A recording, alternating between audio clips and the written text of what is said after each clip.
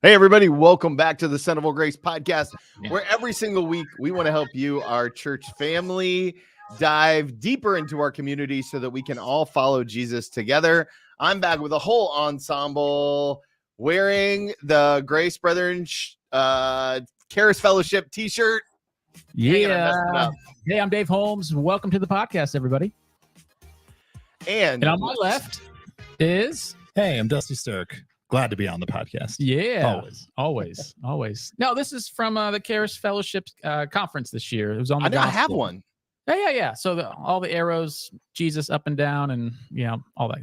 Yeah, it's like a whole theological statement. It is. Somebody asked me today about that. I'm like, yeah, it's the whole gospel right here, man. Yep. Sort of. And Dusty, this is the question that I get most often from people on the internet that I'm making up right now. Where do you get your hats from? Well, to be fair, I only have like one hat that's not like a baseball cap or something like that. And this one came from Target, and it was actually part of a Pioneer Days outfit that we bought to make ourselves look Amish for a field trip. But then I just kept it because why not? Love that. Is that really the question you get most often? Well, that I made up. That he made up. Okay. Got it. Oh, that's amazing. Well, hey, everybody back. I miss this time, guys. I miss this time. This is always good. It is. And it's really pretty out today because all the leaves are finally starting to change colors. Yep. And it finally feels like fall. Yep. For a week because it's Ohio and then it's going to be winter. Yep. The snow is coming for sure. I'm really excited about tonight, guys. Yeah. Let's talk about tonight a little bit. Yeah, Vision Night. I think right now there's just over 80 people RSVP'd. We got a little bit of worship. You're bringing a little bit of kind of a message. We're going to talk about, well, what are we going to talk about? Yeah, so we're going to introduce our theme for next year and some vision behind that as far as where we want to go, what we want to do, what we want to accomplish, and how we're going to get there. And really excited about, man, if this comes together the way I'm hoping it comes together, I think we're going to be in an awesome position by the end of 2025. So I'm hoping everyone can jump on board and hopefully get full participation on this. But yeah, it's just going to be a great night celebrating a little bit of what God has done already, what God is doing, and what God is, I'm hoping, will do in us and through us in this coming up year. I've done some of these before with different organizations, and I absolutely love I love a unifying vision. Dust, what's your kind of experience with Vision Nights? Is this something that you did pretty often or not, or kind of what are your expectations? Yeah, I mean, in churches we've been at, we've done them a couple different ways. Like, first of all, I just want to say I think they're really important. This is something that I try to encourage every ministry to do in general with their teams, but then also for us as a church to do, because I think the default is that every church wants the same thing at its core, right? I don't know a church leader out there that doesn't want to bring people to Jesus, doesn't want to introduce them to what Jesus did for them and develop relationships with Jesus. That's what it's all about. But, I think God also gives churches unique situations to work within. So it might be like the geographic location, like for us, we're right here in the middle of almost an actual subdivision community. So we're like the core definition of a community church.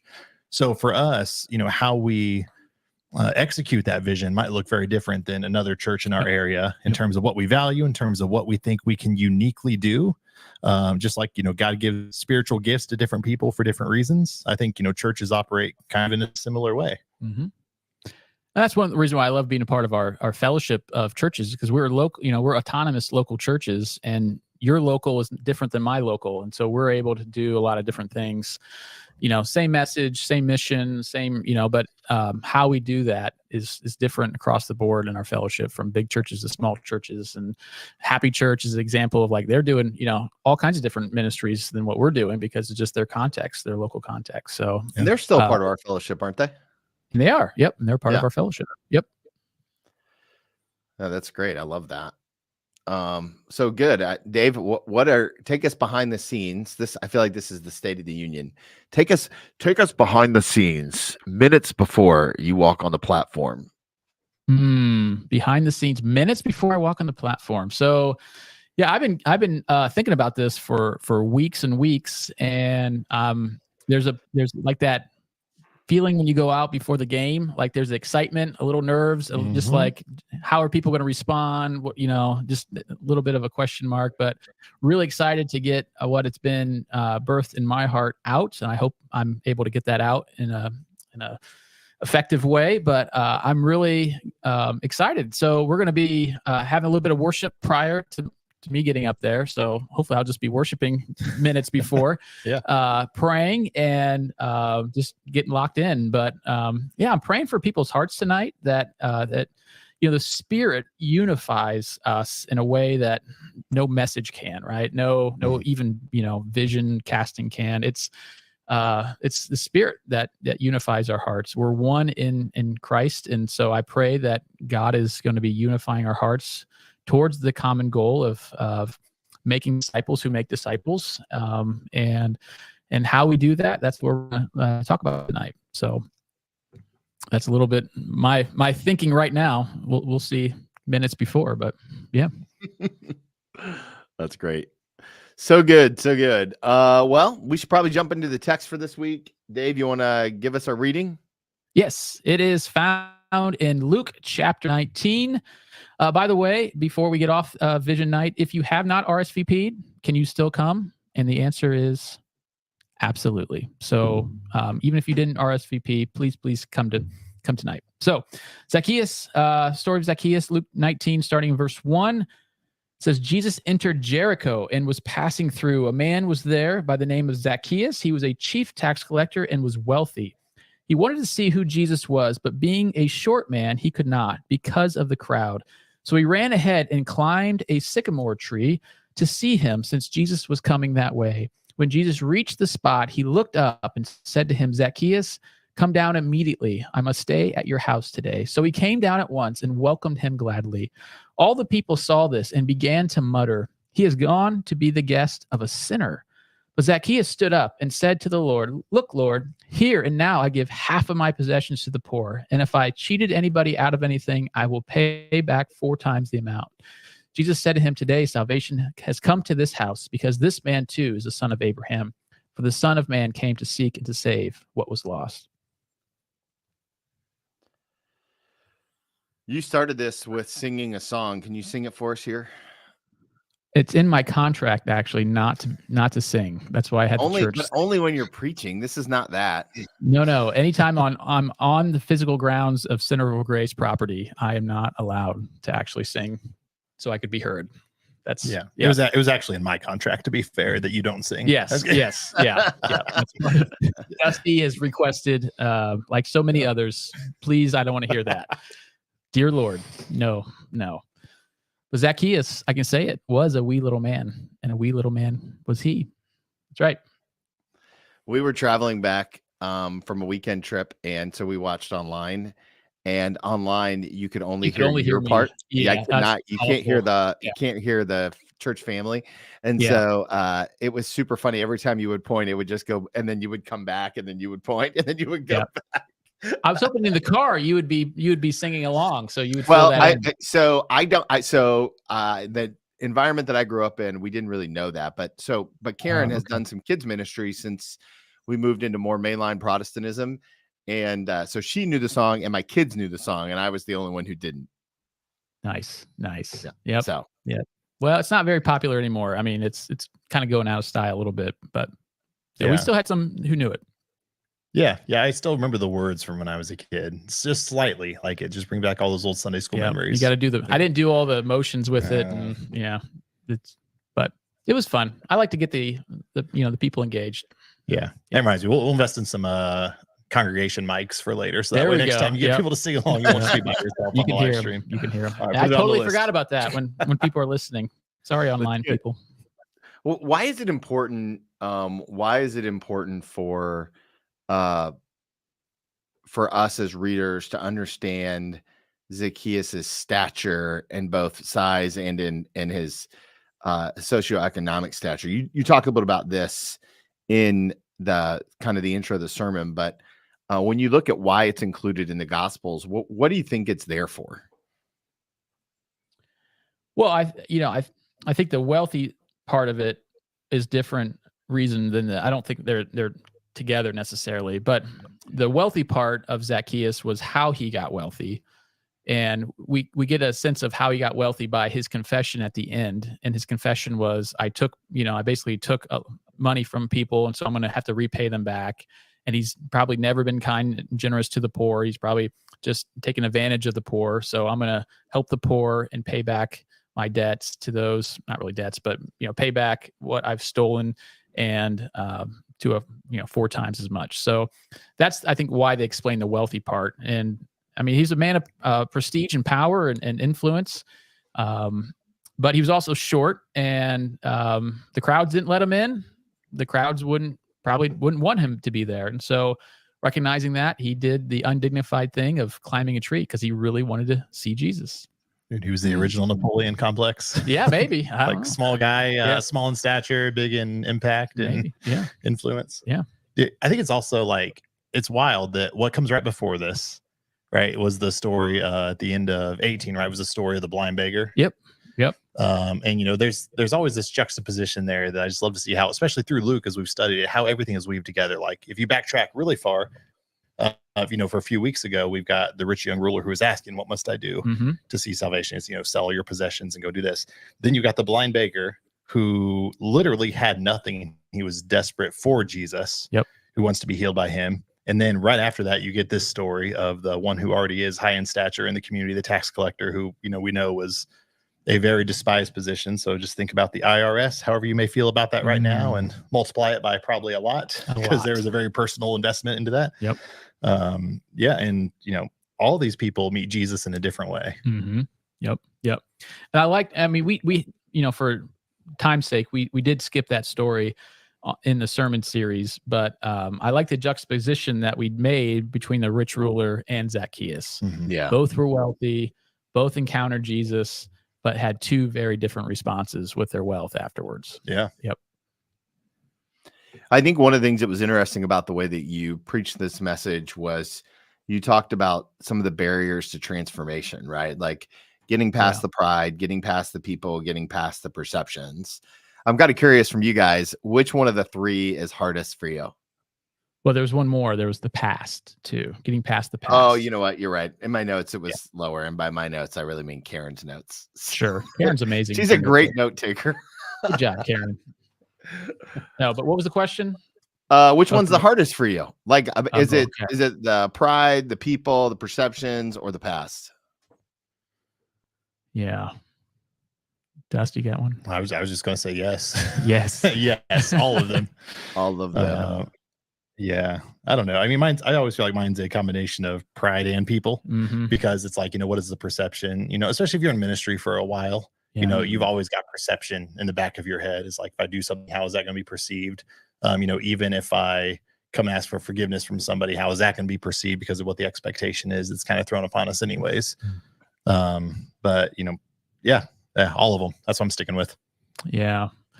I was going to say that the first 2, and I think they kind of go hand in hand. And I see myself both. This is my issue. Like I can see myself being prideful. And I also, the crowd, the problem with the crowd was their pride, was their self-righteous pride. And, and looking down on Zacchaeus. So for me, that's always been a struggle, just growing up in the church and living a fairly moral life and trying to be good and valuing good behavior to probably a unhealthy degree where things have to be perfect and not a lot of grace given for myself or others at times. So those are 2 real struggles.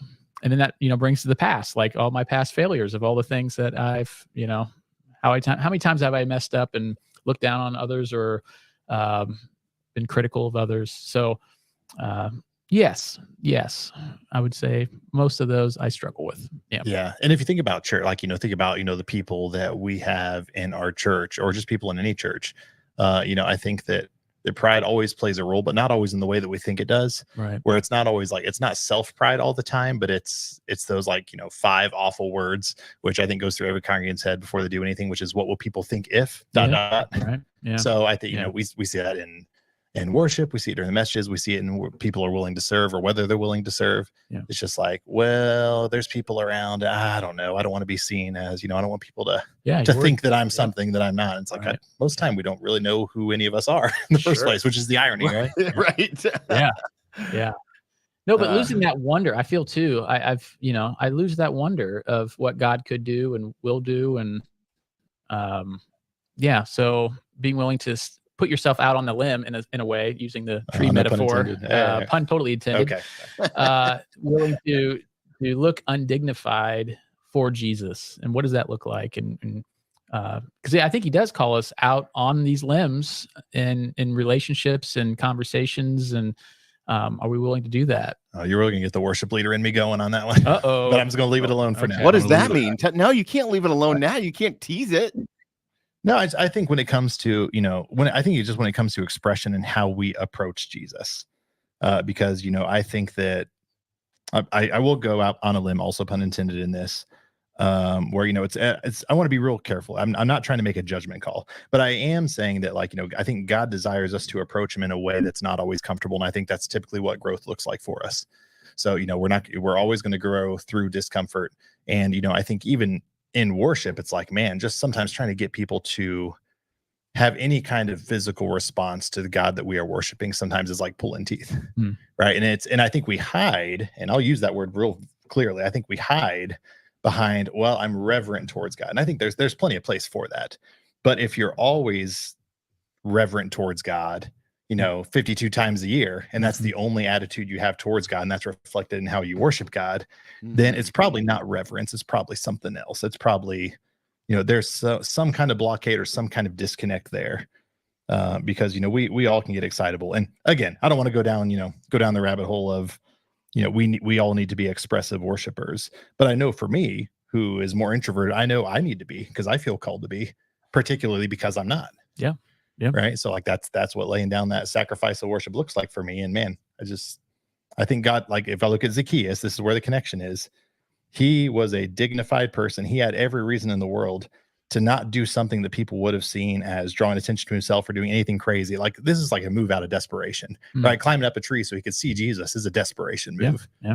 And maybe that's the key question is like, how many of us are really desperate to see Jesus? And then how does that reflect in our actions? Right. So this is a thing I wrestle with, right? Is that I often wonder, like, am I, I want to respond physically to the Lord.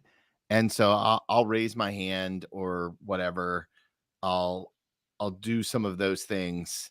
But how much of it is, what's the line between a genuine response and like a forced, like, I'm just trying to do this so that I can be more responsive, or I'm trying to like it in my head, if something was happening and I made a scene to do something, am I making a scene to be seen, or am I making a scene to see Jesus? And I wrestle with that tension, and maybe that's pride and perception. I don't know. It's for real though.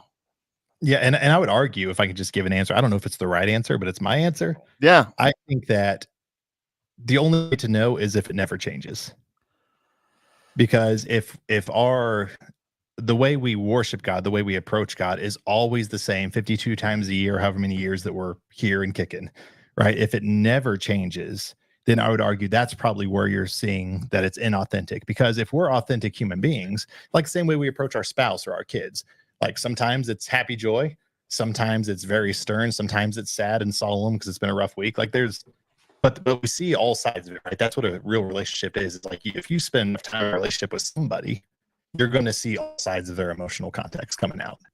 Is that the same way with God? And if we're always reverent, because that's just the way that we are, that's where I would argue if it never changes, then maybe it's not as authentic as we think it is. Yeah, I think there's just a heart posture for Zacchaeus. He wasn't looking to be seen. He was looking to see Jesus. And I think that's where we have to do a check in our own hearts. Are we looking to see Jesus move? And if so, that's going to create a posture both in our heart and even in our, I'm just thinking beyond just Sunday morning worship, just in our activities and our behavior during the week.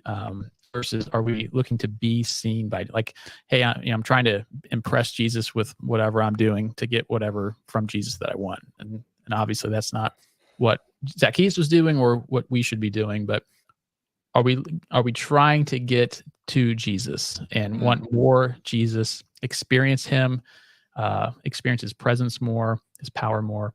That's where I think really that's the question we need to be asking. Yeah. Do we approach Jesus in every context of our life? Like that's the follow-up is if I can be a great person in public to pursue Jesus, but if I'm not doing it in my private life, then once again, it's inauthentic because it's not really who we are. Sure. Yep. One of the things you talked about in the sermon that really struck me was dinner guest versus house guest. First behave, then belong. Can you talk a little bit more about that here? Yeah, I was just thinking about that when I was reading and looking at the word usage of what Jesus was inviting himself to, and the use of guest and welcome and all those words really point to a longer term stay than just dinner. And so, I mean, that's a big deal, especially in our culture, as far as like I said, having somebody over for dinner versus staying the night. That's a totally different level of intimacy. Yeah. And you're going to see so many extra sides. When you stay the night at somebody else's house, oh my goodness, you get to see a lot of their life, right? Yeah. And how you get to see the upstairs bathroom too, which is not the same as the downstairs one. Exactly. Right? You get to see me try to put my kids to bed when they were younger. You do. I mean, think about all the things you get to witness prior, just, and then the next morning and how people are in the morning. And, that's a whole other level of intimacy. And that's what Jesus was inviting himself to. And that's what he wants for us and from us. So I was just thinking about that this week. And I'm like, yeah, like every aspect, he's inviting himself really into every aspect of Zacchaeus' life when he says, I'm coming to your house to stay, I can't wait to come over and stay at your place tonight. It's going to be so fun. Dude, that's a whole podcast of what life is like at the Holmes's the Holmes home. The Holmes's home at 7 p.m. and 7 a.m. It is. What does Jen call it? The witching hour. That's what she calls it. The witching hour. The witching hour is after school to dinner time. Right. That's the witching hour. I don't even have a term for what that nighttime bedtime routine hour and getting ready for school. We just had a whole issue this morning. It's a little fresh for me, guys, but it's a lot. But Jesus wants to be in all that, right? That's the point. Right. Into all of that. Like he lives in our mess, which is great. Yeah. Praise the Lord. So going back to like the behaving and belonging part, then, this is such a struggle for us as a church, right? Collectively as a church, American, whatever kind of, not just our church, but all churches, I think, struggle with this idea of belonging, behaving, and which comes first, and how to address people coming in with a bunch of mess. And that gets us really uncomfortable real quick when people with a lot of mess come in, because we're trying to escape. I was just listening to a podcast this morning about this, but we're trying to escape the chaos and the complexity of our world. And so church has become a place of order and safety and simplicity that we're trying to make it. But then when you interject more mess and complexity, that's like, oh, we don't want that. That's what we've run away from. That's what we have to deal with all along. We want church to be safe and orderly and predictable, right? Like we want that kind of church environment. So it's like, you got to behave when you come in, you got to look this, and so but that's not with Jesus. Jesus says, I'm jumping into your mess. And when he does, transformation happens. That's when change happens. So he belonged before he behaved.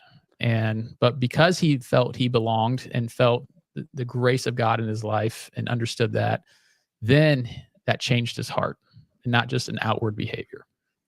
Yeah. And like the risk happens if we do that in the reverse order, right? The giant risk is that, there's always the risk of turning people off to what Jesus is, because it's like, you rejected me before you even knew me. Yeah. Right. But that's really hard, man. But that's the difference between a country club and a family dinner. Yep. That's true. For sure. All right. Any other thoughts on the text this week? I have a special bonus question that I want to ask off the cuff. Well, since you just said that way, I just jump to the bonus question off the I mean, cuff. to be fair, all these questions are off the cuff. That's fine. Let's get this is a dialogue. It's not an interview. It's a dialogue, not an interview. That's right. Oh, that's fantastic. All right. I hope people are laughing at home with us. This is good. This is good. I like to laugh. This is good. I do too. Oh, man. I do. Okay. Bonus question. Here it is. Yep. Here it is. This is what somebody asked me this morning at a discipleship meeting I had, and I would love to get your guys' opinion on it. If Jesus was walking on earth today, would he vote? Not would he, who would he vote for, right? I'm not asking that, but would he partake in the political, I'm waiting very carefully here, right? But I'm like, would wow, he you're going to bring partake- up this question? Well, this is Bring the up time. question. This is the, if we can't dive deeper into this as a community, what are we even doing? All right. You want to go first? Nope. All right, I'll go first. Why not? I like controversy. Let's do it. I don't have any way to prove this clearly, right? We're just taking a guess. My guess is that Jesus probably would. To give, once again, we can use the render unto Caesar what is Caesar's, and Sure. just being a part of the community in a holistic way means actually being a part of the community. So when you're voting, I look at that today, you're not just voting for a president, you're voting for things that are happening locally in your area. You're voting for levies, for schools. There's a lot of things that go into that. And that's more where I'd back up the case. I think Jesus would, but not for the same reasons that I think we think he would.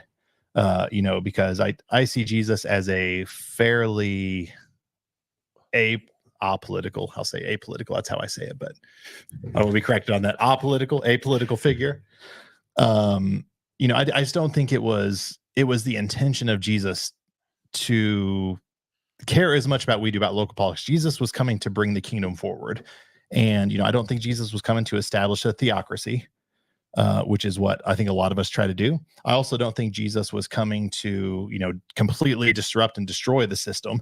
Jesus was playing into the system in his own way, but also in a way that pulled people onto his side that he could actually influence. Because one of the worst things that I think any of us do when it comes to politics is we try to make our voice heard so much, and then we try to associate it with a certain religious bend that we lose the ability to influence people because we've gotten into the opinion argument. And once you do that, you lose influence with certain people. So I think about, how do I interact in a political season? I have friends very firmly on both sides of our, political aisles.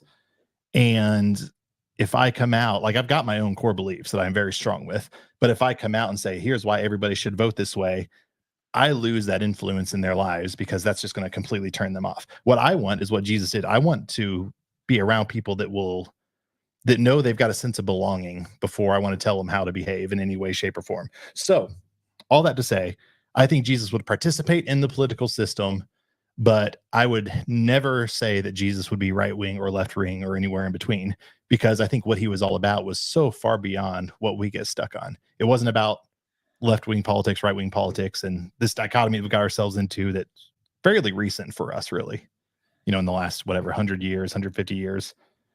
So yeah, I don't know. That's what I'm gonna stick with. I'm gonna say yes, but not for the same Let me go reasons. next, Dave, before you go. Let me go next before you go. You can be the definitive authority. Oh, please because- not. But go ahead. Go ahead. Because I'm going to take the other side. My opinion is that I don't think Jesus would vote. And I predominantly base that off of the idea that both parties are so flawed. Neither one does a great job at bringing the kingdom of God forward. Just, in the way that we see, none of them are in alignment with the scripture. So I think, in the same way he didn't try to evangelize to Romans while his time here on earth, I think he would probably not try to partake in what I'm guessing he would call a broken system. And again, we don't really know, right? This is pure speculation, but I think most citizen Christians should vote. I just don't think Jesus would have. Yeah, and I will, just before Dave kicks in there, I will absolutely kick into that argument that in full agreement that Jesus would not view a left or a right as this is the one that's going to bring kingdom values forward, and this is the one that owns it. Yeah, So I could see that. All right. So simplify the reason why he would vote. How would you? To simplify it, I would say to be involved in local political matters in terms of what's good for the community. And, you know, if like, so I look at it more for schools than anything, honestly. If I'm going to vote, okay, we've got levies up. So it's not just about voting for political things. It's about voting for local issues that affect our local communities. And because there's an effect on our local communities, we can use that towards change for good, or we can pull resources from things. So right. That's why, but not for any of the political reasons that I think people want us to get behind. I got you. Okay. Yeah. All right. Yeah, I would.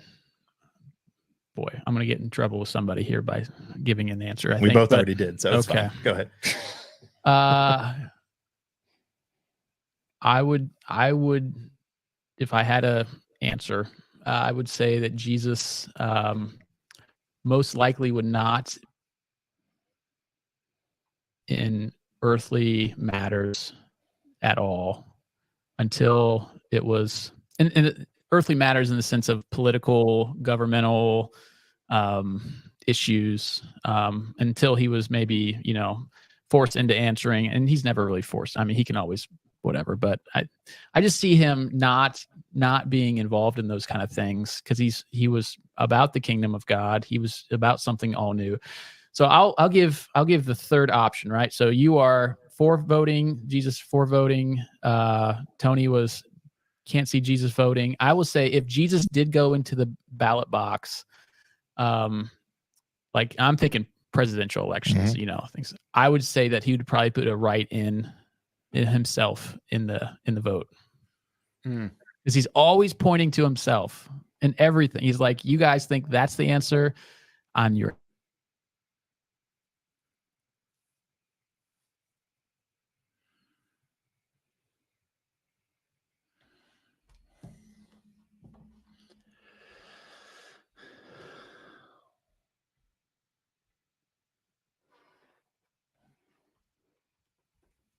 Feeds in that. Oh, we're still good. We're still here. Okay.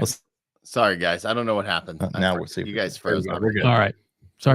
Write in ballot. Jesus points to himself. That's the last thing I heard. Yep. I would say write in ballot. Jesus points to himself if he was going to vote for anybody, but I don't see him doing that. Now, I'm not saying that we should not vote or anything of that. I'm just saying if Jesus was on earth today, I just don't see him caring in the sense of like seeing that's going to move the needle and that's worth his precious time on earth dealing with at that moment. He just doesn't. This doesn't seem like he's, you know, like the temple tax, for example, like they were pressing him on the temple tax. So obviously he wasn't like going around paying the temple fee or whatever on his own. But when he was pressed, he's like, fine, okay, Peter, go get a coin. But again, it's always pointing back to him. So somehow I can see him voting only if it's pointing back to him on the true answer of what's going to make this world a better place. Yeah, it's good. Well, I think we're all in agreement on that it wouldn't, you know, even if he did, whether he does or doesn't, or did or didn't, it would would purely be for kingdom oriented reasons, right? Yeah, it's not to sure. believe the same things that we want to believe. Yeah. I just don't see him endorsing, think about that. If Jesus endorses a candidate, you know, like that's huge, right? I just don't see him doing that, because he's always pointing back to him. Yeah, well, it's just been a really hard season of being a Christian, watching colleagues and other church leaders and voices go on sides of the endorsement road. Like I just don't love I just don't love endorsing people. I do feel like there are times where it's okay to endorse policies, but not people. And even then, not from that scripture about teachers being doubly judged. Whoo, it weighs on me this time of year, big time. Yeah, I know. And there's always going to be people who want you to be more political, and there's always going to be people who want less or none, right? So let's end the conversation by all saying who we're going to vote for. No, I'm just kidding. Jesus. Jesus. Jesus I'm voting for Perez, Jesus. 2025. I'm gonna vote for Jesus.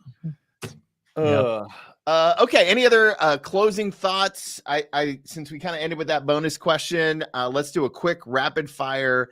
Where you have seen God this week? Dusty, you're up. Yeah. Man, it's so I've been really very busy this not just this week, but in October. October is my craziest month by far. With all it's like if you look at my calendar right now, it's like nothing but like school dances and trunk or treats, and you know, I'm in the office here, you know, most days. For and people who don't know, why do you go to school dances, Dusty? Well, I would say to chaperone. No, it's to bring the party. That's why. DJ Dusty. Yeah, to do the DJing stuff, and Yep. you know, it's one of the ways that I can serve my community. So like just, you know, Beaver Creek Middle Schools this past week, which I get to see all the kids in my own neighborhood, and we get to just, you know, have fun and do song requests. And it was fun seeing you at Austin Landing. I was just picking up Sam at where he's working at Cold Stone now, and it was like 9 o'clock at night or 10 o'clock, and there's Dusty packing up, man, packing up, rocking the DJ, and yeah. So like you know, in those seasons, you know, even though, you know, say what you want about Halloween, whatever, the Halloween season is one of those times that like I just get to be around so many people, and like especially with like these events like trunk or treat, like, you know, even in ours, like seeing God move, you know, just through the church being there for our communities, and like that, it's the most community oriented I feel, and therefore it's those places where I really see God work the most, because it's just a very unique season for being integrated into our communities. So I would say at all those events, like those are places I really very much feel the presence of God. And it's just, I don't know, I love it. I love just being part of the community and what the community is doing when we can get outside these church walls. Yeah, that's good. Dave, go ahead, man. Yeah, go ahead. Do you want to go? No, you go. Okay. I would say the last few days have been really sweet, quiet time, meditation, you know, just real still. And so that's what I was listening to in the podcast this morning, was how private and corporate have to be together, right? Some of these spiritual disciplines, we've harped on spiritual disciplines as a church as a whole again for the last couple of years, and you can get very, very private and personal, but we forget about the corporate nature of our faith. But I think it's a both and, right? So seeing that stuff, but also still having those times of just sweet reflection on Scripture, and just reminding myself and having the Spirit of God kind of just press upon me, his love for me, and just trying to be gracious to myself at more is a thing. So yep, that's good. For me, it's there's been a season of like adventure with my kids, and there was this moment over the weekend where I was sitting in Central Park in New York City. We were going there to watch Connor play sprint football, and we took our little kids on this adventure, and we're sitting in Central Park, and the light is coming through off the buildings through the fall leaves, and it was just like I could just like, what a different world we live in here, and they live in here, and just this experience, and like none of this is possible without God. Yeah. And I just struck by the awe and wonder of it and the adventure of it. And so just really thankful for God, who's so much bigger than I am. So that's good. It's good. All right, guys. Well, that's our podcast for the week.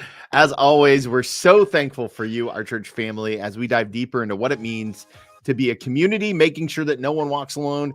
As always, the highest compliment you can give us: share this episode with a friend, maybe somebody who you know wrestles with the past or pride or perceptions or any of the other ones that we talked about today. Thank you so much, and we look forward to seeing you tonight at Vision Night.